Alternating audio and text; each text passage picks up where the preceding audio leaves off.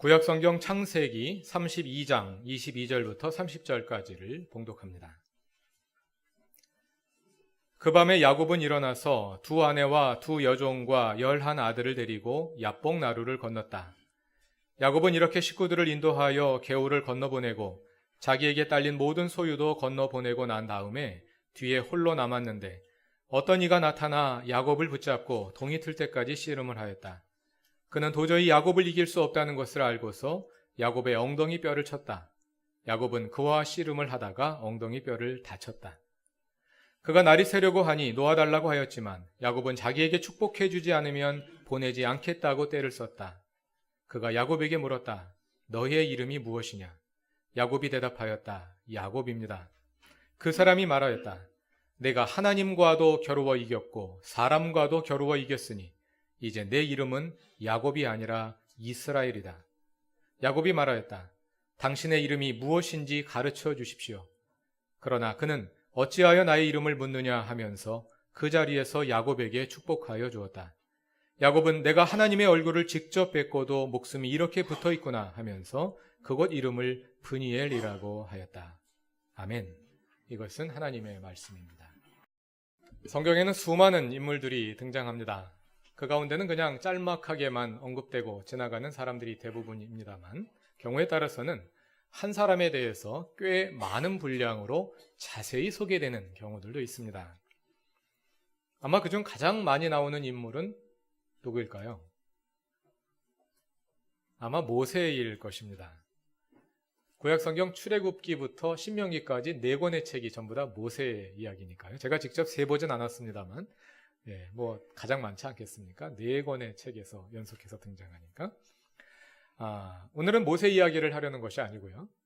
아마도 모세 다음 정도 성경에 가장 많이 나오는 인물이 야곱이 아닐까 생각됩니다.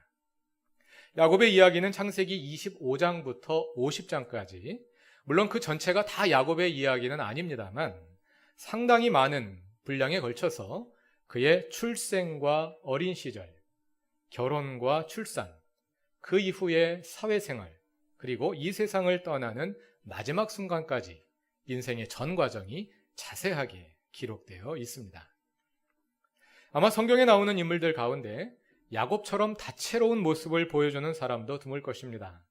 예를 들어 모세는 성경에 많이 등장하지만 처음부터 끝까지 그 인물의 성격에 큰 변화가 없습니다. 요셉의 이야기나 다윗의 이야기도 흥미진진한 인생 역전을 보여주지만 야곱에 비할 바는 아닙니다. 그러나 야곱은 어머니의 태 속에서부터 시작하여 죽음에 이르기까지 파란만장한 인생을 통해 우여곡절을 겪으며 한 인격이 변화해가는 모습을 보여줍니다. 오늘은 창세기에 기록된 야곱의 일생을 함께 살펴보며 그의 삶에 임하셨고 또 오늘 우리의 삶에도 임하시는 하나님의 발자취를 짚어보고자 합니다. 구약성경에 담긴 이스라엘 조상들의 이야기를 읽어보면 거기에는 한 가지 일관된 흐름이 있습니다. 그것은 상속이 장자에게 이루어지지 않는다는 것입니다. 아브라함의 아들 가운데 먼저 태어난 것을 따지자면 이스마엘이 먼저 태어났지만 나중에 태어난 이삭이 아버지의 재산을 상속합니다. 이삭에게는 2 아들이 있었는데 형 에서가 아니라 동생 야곱이 장자권을 이어받습니다. 야곱의 아들은 12명인데 그 가운데 첫째인 르우벤이 아니라 넷째인 유다와 12번째인 요셉이 그 권한을 이어받습니다. 이스라엘의 이러한 독특한 상속의 역사가 보여주는 것은 하나님의 백성은 혈통에 의해서 만들어지는 것이 아니라 하나님의 선택에 의해서 만들어진다는 것입니다. 만일 장자 상속을 통해 이스라엘 민족이 형성되었다면 그들은 스스로 자격이 있어서 하나님의 백성으로서의 지위를 이어받았다고 여겼을 것입니다. 그러나 장자가 아닌 차자 상속을 통해 하나님의 백성이 되었기 때문에 이스라엘은 그들 스스로 그럴 만한 자격이 있어서 하나님 백성이 된 것이 아니라 오직 하나님의 은혜로 말미암아 하나님의 백성이 되었다고 고백하게 되는 것입니다. 야곱의 이야기는 그러한 고백의 핵심에 있다고 할 수 있습니다. 왜냐하면 이스라엘 민족을 가리키는 이스라엘이라는 이름이 원래는 야곱이라는 한 인물의 이름이기 때문입니다. 오늘 본문은 야곱이 어떻게 해서 이스라엘이라는 이름을 가지게 되었는지를 보여줍니다. 이스라엘 백성들은 자신들의 존재를 야곱이라는 인물과 동일시했습니다. 자신들은 야곱과 같은 존재들인데 하나님께서 우리를 선택하여 하나님의 백성이 되게 하셨다는 것입니다. 그럼 야곱과 같은 존재란 어떤 존재일까요? 이사야서 41장 14절에 이스라엘의 존재적인 특성이 한마디로 요약되어 있습니다. 이사야 41장 14절에서 하나님은 이스라엘을 다음과 같이 부르십니다. 너 지렁이 같은 야곱아, 벌레 같은 이스라엘아. 이스라엘 백성들은 야곱의 이야기를 읽으며 그 속에서 자신들의 모습을 재확인하곤 했을 것입니다. 우리 이스라엘은 누구인가? 지렁이와 같은 하찮은 존재, 벌레와 같은 혐오스러운 존재들이 아닌가. 그것이 바로 야곱의 모습이며 그것이 바로 우리 이스라엘의 모습이다. 그러한 우리를 하나님께서 당신의 백성으로 삼으셨다 하고 야곱의 이야기를 읽으며 고백하게 되는 것입니다. 야곱은 쌍둥이 가운데 둘째로 태어났습니다. 창세기 25장 22절에 의하면 야곱과 그의 형 에서는 태중에서부터 서로 싸웠다고 합니다. 그 싸움은 출산 과정에서도 이어졌습니다. 형 에서가 먼저 나왔고 이어서 동생 야곱이 나오는데 뒤에 나오는 야곱이 에서의 발꿈치를 잡고 있었다고 합니다. 그래서 야곱이라는 이름이 주어졌습니다. 여러분들이 가지고 계신 세번역 성경의 각주를 보시면 야코브라는 이름은 야케브라는 히브리어 동사에서 온 것인데 제케브는 발꿈치를 잡다라는 뜻입니다. 발꿈치를 잡는다는 말은 수거인데 속인다는 뜻을 가진 수거입니다. 우리말의 느낌을 살려서 다시 옮긴다면 뒤통수를 친다, 이 정도 될 겁니다. 야곱은 처음부터 이렇게 불명예스러운 이름을 가지고 태어난 사람입니다. 고대 사회의 일반적인 상식을 따르자면 에서와 야곱 가운데 더 우월한 유전자를 받아 태어난 사람은 단연 에서일 것입니다.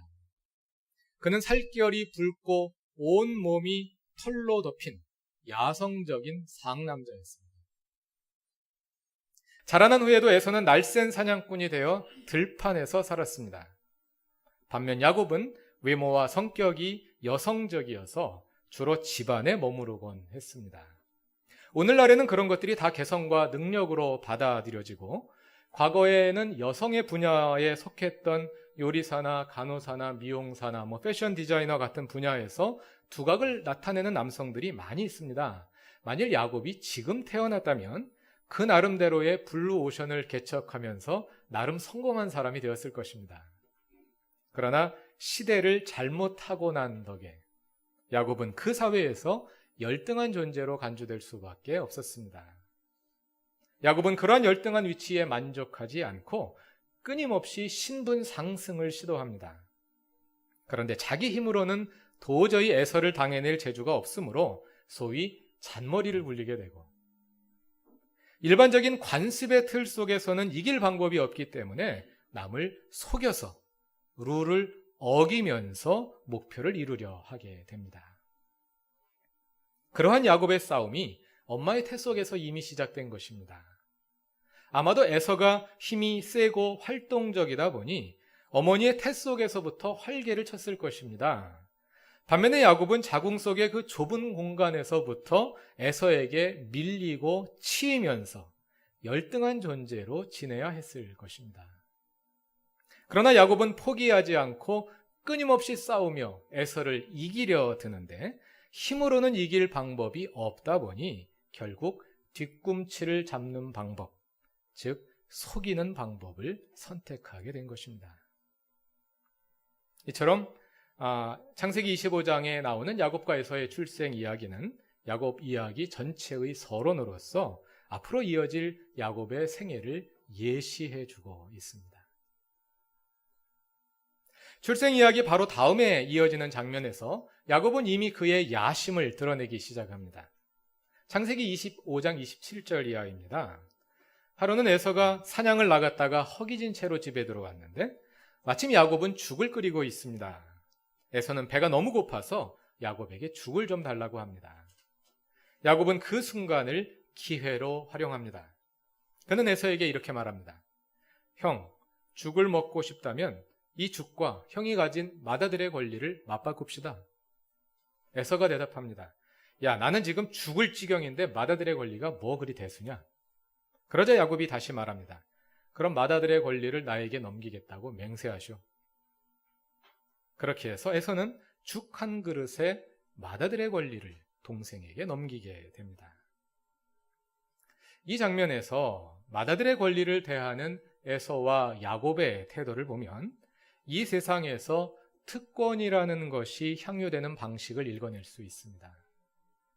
형은 맏아들의 권한을 아무것도 아닌 듯이 여기는데 동생은 그것을 얻기 위해 모든 것을 걸고 싸웁니다. 이처럼 특권이란 가지고 있는 사람은 그것이 특권인지도 모르고 당연히 여기며 누리지만 없는 사람은 그것이 없음으로 인해 불이익을 보게 되는 것입니다. 우리는 보통 내가 가진 특권들에 대해서는 그것이 있는지조차 잘 의식하지 못하지만 나는 갖지 못하고 다른 사람들이 가지고 있는 특권들에 대해서는 그것이 없음으로 인해 늘 내가 불행하다고 느낍니다. 그래서 우리는 대개 스스로를 특권을 받은 사람이라고 여기기보다는 특권에서 제외된 사람이라고 여기는 것이 보통입니다.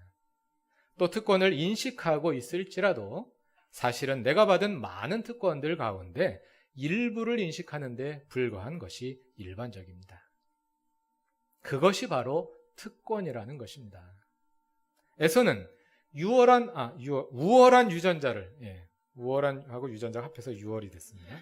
에서는 우월한 유전자를 받고 태어나 인정받으며 살아가고 게다가 맏아들로서의 미래에 이루어질 상속의 권한까지 가지고 있지만 그것이 얼마나 큰 것인지 모릅니다. 단지 그는 지금 한 끼 굶어 너무 배가 고프기 때문에 지금 죽음의 위기 가운데 있다고 생각합니다.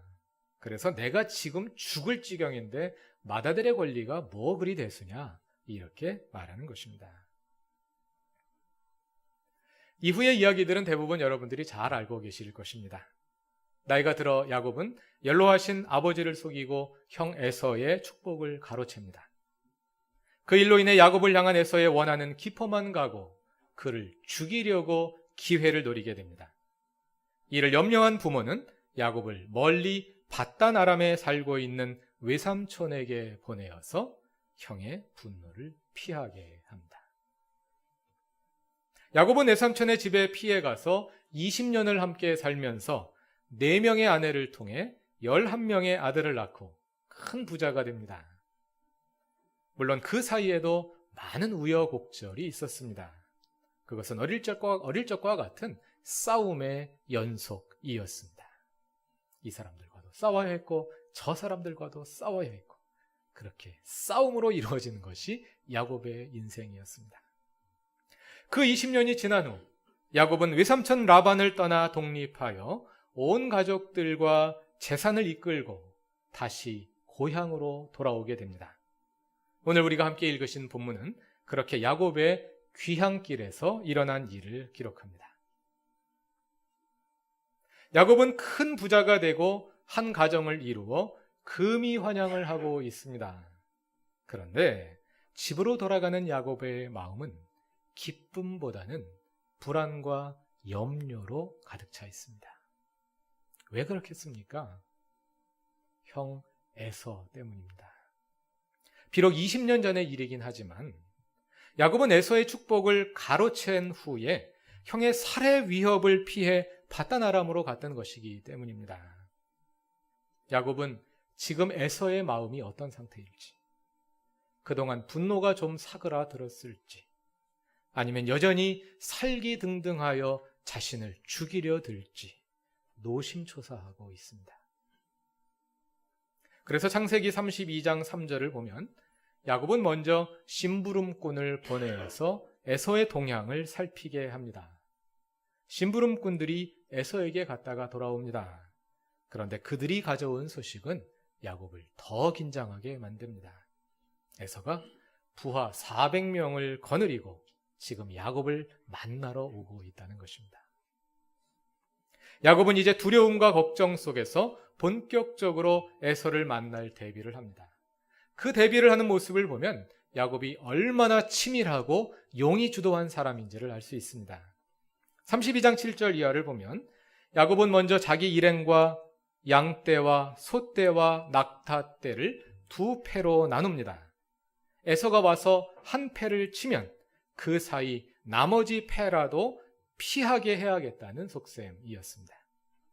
그리고 야곱은 간절히 기도한 후에 에서의 분노를 풀기 위해 푸짐한 선물을 준비합니다. 13절 이하를 보면 야곱은 자기의 소유 가운데서 에서에게 줄 선물들을 골라냅니다. 그것은 암염소 200마리와 수염소 20마리, 암양 200마리와 수은양 20마리, 어미낙타 30마리와 거기 딸린 새끼들, 암소 40마리와 황소 10마리, 암나귀 20마리와 새끼나귀 10마리였습니다. 선물의 양도 엄청나지만 그것을 꼼꼼하게 계산하며 준비하는 치밀함도 정말 대단합니다. 야곱은 다시 이 선물들을 몇 개의 떼로 나눕니다. 그리고 떼와 떼 사이에 거리를 두게 한 후에 종들에게 맡겨서 자기보다 앞서가게 합니다. 그리고 맨 앞에 가는 종에게 지시합니다. 17절 이하의 내용입니다. 나의 형 에서가 너를 만나서 내가 네 집 사람이며 어디로 가는 길이며 내가 끌고 가는 이 짐승들이 다 누구의 것이냐고 묻거든. 너는 그에게 이것은 모두 주인의 종 야곱의 것인데 야곱이 그 형님 에서께 드리는 선물입니다. 야곱은 우리 뒤에 옵니다. 하고 말하여라. 야곱은 이렇게 맨 앞에 떼를 읽고 가는 종에게도 이야기하고 그 다음 떼를 이끌고 가는 종에게도 이야기하고 그 다음 떼를 이끌고 가는 종에게도 이야기하고 별로 전체 몇 개의 떼인지는 성경이 자세히 안 나옵니다만 굉장히 많은 떼를 지금 만들었습니다. 그래서 에서가 야곱에게 오는 가운데 에서는 계속하여 그 선물들을 받게 되고 그 과정에서 서서히 분노가 풀려서 야곱을 결국에는 반가이 맞아주게 될 것이라 기대하고 있는 것입니다. 이렇게 야곱은 선물들을 앞세워 보낸 후에 그 뒤에 자기 가족들과 나머지 소유들까지 딸려 보낸 후 뒤에 홀로 남습니다. 그리고 그날 밤 그 유명한 야곱의 씨름이 벌어집니다. 어떤 사람이 나타나 야곱과 씨름을 합니다. 그는 하나님이 보내신 천사입니다. 야곱이 워낙 강하게 버티니까 그의 엉덩이 뼈를 칩니다. 그러나 야곱은 다친 가운데서도 천사를 놓지 않고 붙들고 늘어집니다. 천사는 날이 밝아오므로 떠나려 하지만 야곱은 자기에게 축복해 주지 않으면 보내지 않겠노라고 떼를 씁니다. 그 사람이 야곱에게 묻습니다. 내 이름이 무엇이냐? 그는 대답합니다. 야곱입니다. 그러자 천사가 말합니다. 내가 하나님과 겨루어 이겼고 사람과도 겨루어 이겼으니 이제 내 이름은 야곱이 아니라 이스라엘이다. 세번역 각주에 나오는 대로 이스라엘의 뜻은 하나님과 겨루다 또는 하나님이 겨루시다 입니다. 우리는 이 야곱의 씨름을 어떻게 이해해야 할까요? 이것이 오늘 설교의 중심 질문인데 사실은 이 씨름 장면에 야곱의 이야기 전체를 해석하는 관건이 이 씨름 장면이 야곱 이야기 전체를 해석하는 관건이라고도 할 수 있습니다. 왜냐하면 바로 이 사건을 통해 이스라엘이라는 이름이 탄생했기 때문입니다. 그러므로 야곱의 씨름에 이스라엘의 존재의 비밀이 담겨 있다고 보아도 과언이 아닐 것입니다. 저는 그 존재의 비밀이 24절에 담겨 있다고 생각합니다. 창세기 32장 24절을 다 같이 읽어보겠습니다. 뒤에 홀로 남았는데 어떤 이가 나타나 야곱을 붙잡고 동이 틀 때까지 씨름을 하였다. 야곱이 씨름을 하였는데 야곱이 어떤 사람을 붙들고 씨름하는 것이 아니라 어떤 이가 나타나 야곱을 붙들고 씨름을 하였다는 것입니다. 여기에 나오는 어떤 이는 하나님을 대신하는 천사이지요. 그런데 중요한 것은 야곱이 하나님을 붙들고 씨름하는 것이 아니라 하나님이 야곱을 붙들고 씨름하였다는 것입니다. 야곱의 인생은 그 전체가 씨름이었다고도 할 수 있습니다. 그는 엄마 뱃속에서부터 형과 씨름을 했던 사람입니다. 삿발을 잡지 않고 뒤꿈치를 잡았다는 것이 문제이긴 합니다만 그렇게 시작된 씨름의 역사가 곧 야곱의 전 인생이었다고 해도 과언이 아닙니다. 형과의 씨름이었고 아버지와의 씨름이었고 외삼촌과의 씨름이었고 그를 둘러싼 모든 환경과의 씨름이었습니다. 정말 힘겨운 싸움이었습니다. 이렇게 싸움으로 점철된 야곱의 인생을 바라보며 우리는 야곱이 온 힘을 다해 싸워 하나님의 복을 쟁취했다고 생각하기 쉽습니다. 그런데 오늘 본문은 말합니다. 그것은 야곱의 씨름이 아니었다. 그것은 하나님의 씨름이었다. 야곱이 하나님을 붙들고 씨름한 것이 아니라 하나님이 야곱을 붙들고 씨름한 것이다. 야곱의 이야기는 처음부터 끝까지 야곱에 의해서 주도되어 갑니다. 용이 주도하고 치밀한 사람입니다. 원하는 목표를 이루어내기 위해서는 관습도 마다않고 속이기도 하고 사기도 치면서 그 목표를 이루어내는 치밀한 사람입니다. 그런데 야곱의 이야기를 읽다 보면 중간중간 하나님이 개입하시는 장면들이 나옵니다. 야곱이 탄생하는 장면에서 야곱이 형을 피해가던 베델의 꿈속에서 그리고 야곱이 밧단 아람에서 20년 생활을 마치고 돌아오는 순간에 그리고 돌아온 후에 야곱의 씨름이 있기 전 32장 1절 이하에 나오는 마하나임에서 끊임없이 하나님께서 나타나시는데 그 하나님 나타나시는 장면에서 보여주는 것이 무엇이냐면 그 모든 것이 하나님의 계획 속에 이루어진 일이라는 것입니다. 야곱이 피 터지게 싸워서 얻어낸 것이 아니라 하나님께서 이미 그것을 야곱에게 주시려고 기다리고 있었다는 것입니다. 야곱이 싸워서 맏아들의 권한을 쟁취한 것이 아니라 그가 싸워서 축복을 얻어낸 것이 아니라 하나님이 이미 그에게 주시려고 작정하시고 야곱에게 싸움을 거셨다는 것입니다.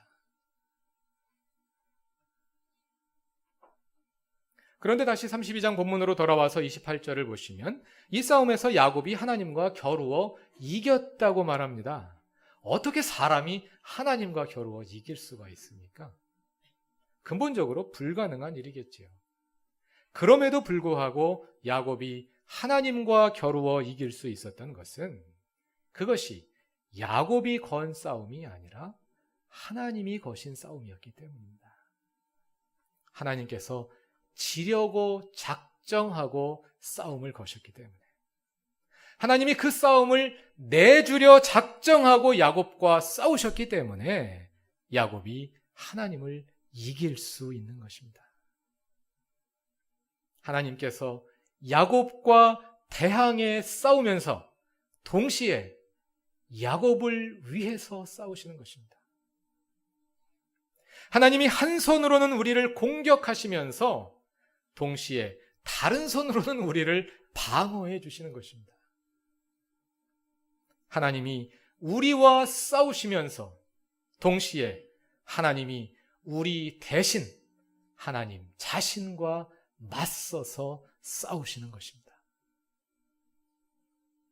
우리의 싸움도 그와 같습니다. 내가 싸워서 쟁취하는 것이 아니라 하나님이 주시려고 싸움을 거시는 것입니다. 하나님이 나에게 싸움을 거시고 하나님이 나를 위해 맞서 싸우시는 것입니다. 만일 야곱이 그 사실을 알았더라면 야곱의 인생은 훨씬 수월했을지도 모릅니다. 그러나 야곱은 그렇지 못했습니다. 창세기 47장에는 야곱의 아들 요셉이 이집트의 총리가 된 후에 야곱의 온 가족이 이집트로 내려가 파라오를 만나는 장면이 나옵니다. 47장 9절에서 야곱은 파라오의 질문에 이렇게 대답합니다. 저의 조상들이 세상을 떠돌던 횟수에 비하면 제가 누린 횟수는 얼마 되지 않지만 험악한 세월을 보냈습니다. 험악한 세월이었습니다. 야곱의 인생은 문자 그대로 험악한 인생이었습니다. 싸움의 연속이었기 때문입니다. 그러나 그의 싸움이 더 험악할 수밖에 없었던 이유는 그가 오랫동안 그것이 하나님의 싸움이라는 사실을 깨닫지 못했기 때문입니다. 기억합시다. 우리가 싸우고 있는 그 싸움은 사람에 대항하는 싸움도 아니고 환경에 대항하는 싸움도 아닙니다.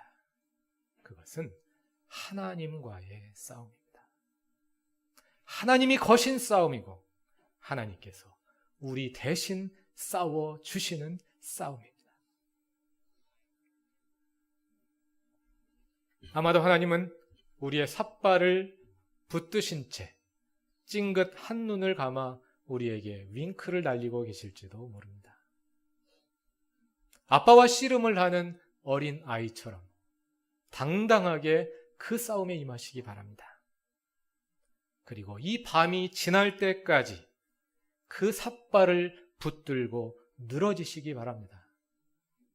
날이 셀 때까지만 기다리면 됩니다. 날이 셀 때까지만 기다리면 됩니다. 하나님께서 우리를 향해 내가 이겼다, 내가 졌다 하고 말씀하실 날이 머지 않았습니다. 다 같이 기도드리겠습니다. 야곱과 같은 우리를 불러 하나님의 백성으로 삼으신 하나님, 평생을 남의 발꿈치를 잡는 자로 살았던 야곱처럼 우리도 늘 누군가를 의식하며 경쟁의 수레바퀴를 벗어나지 못한 채 외로운 싸움을 계속해 왔습니다. 그러나 이제 우리의 눈을 들어 우리와 싸우시며 우리와 함께 싸우시는 하나님을 바라보며 다시 이 길에 나서기를 원합니다.